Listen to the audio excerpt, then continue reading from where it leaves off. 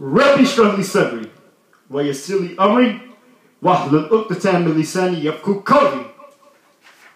Today's subject is dealing with Abu Hanifa, Imam Abu Hanifa, and the 3 questions.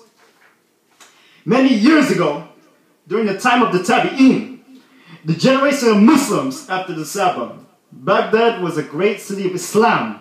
In fact, it was the capital of the Islamic Empire. And because of the great number of scholars who lived there, it was the center of Islamic knowledge. One day when the ruler of Rome at that time sent an envoy to Baghdad with 3 challenges for the Muslims, 3 questions, 3 posters. When the messenger reached the city, he informed the Khalifa that he had 3 questions that he would like to challenge the Muslims. The Khalifa gathered all the scholars of the city, and the Roman messenger climbed upon the high platform and said, I have come to you with 3 questions. If you answer them, then I will give you a great amount of wealth from the king of Rome. As for the first question, what was there before Allah? Second question, in which direction does Allah face? Third question, what is Allah's engagement at this moment, right now? So the great assembly of people were silent. Can you think of the answers, my dear brothers and sisters? No. Okay, then let's see what he had to say. In the midst of brilliant scholars and students of Islam, there was a man looking on his son. Oh, my father, I will answer him and silence him, said the youth. So the boy sought out the permission of the Khalifa to give the answers, and he was given the permission to do so. The Romans addressed to the young Muslim and repeated his first question. What was there before Allah? The boy said, do you know how to count? The man said, yes, I know how to count. Then count down to 10. So the Romans count 10, 9, 8, 7, 6, 5, 4, 3, 2, and 1. So the boy said, why you stopped? The man said, because there's nothing after 1. There's nothing after arithmetic 1.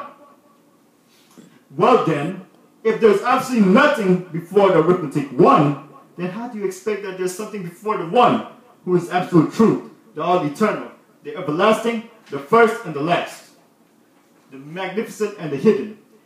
Now you answer that. Now the man was surprised by this direct answer, which he can't dispute. So he asked another question. Then tell me, in which direction does Allah face? Boy said, bring me a candle and light it, said the boy. And tell me which direction does the flame face? The man said, but the flame is just light. It's present in any 4 directions, north, south, east, and west. It does not face in any 1 direction only, said the man in wonderment. The boy cried, then if this is a physical light, that's present in all 4 directions, such that you can't even tell me in which way it faces, then what do you expect from the Nur Samawati wal Ard? The light upon the heavens and the earth, light upon light.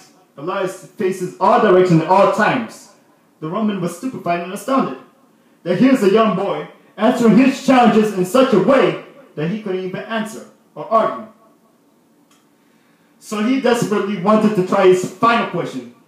But before he do so, the boy said, wait. Wait.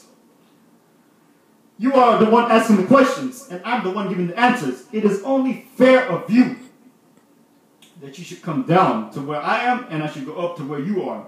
So the questions and the answers can be heard clearly. The answer that I'm giving you will be heard to the public, not just your questions. So this seemed reasonable to the Roman, so he came down from where he was standing, and the boy ascended to the platform. The man asked, what is Allah's engagement at this moment right now? What is he doing right now? The boy said,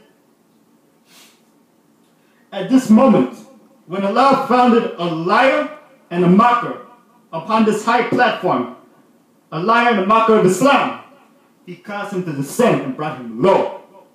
And as for the one who believed in the oneness of Allah, and he raised him up and established the truth. Every day Allah exercises His power, and you can check that in Surah Ar-Rahman, chapter 55, verse 29. The Roman had nothing to say except to leave and return back to his country defeated. Meanwhile, the young boy grew up to become one of the most famous scholars of Islam. Allah subhanahu wa ta'ala, the Exalted, blessed him with wisdom and knowledge of deen, religion. His name was Imam Abu Hanifa, rahmatullah alayh. May Allah mercy be upon him, and he is known today as the Imam Abu Hanifa, the great Imam and scholar of Islam.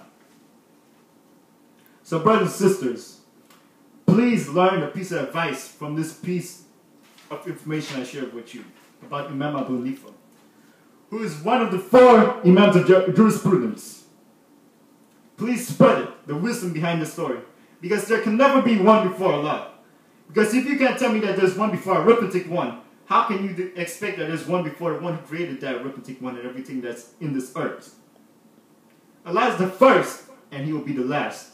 And He created all things. That's why we worship the Creator, not the creation, like all of us. So I'll end my subject for the day. Assalamu alaikum wa rahmatullahi wa barakatuh. May the peace and blessing of Allah be upon all of you.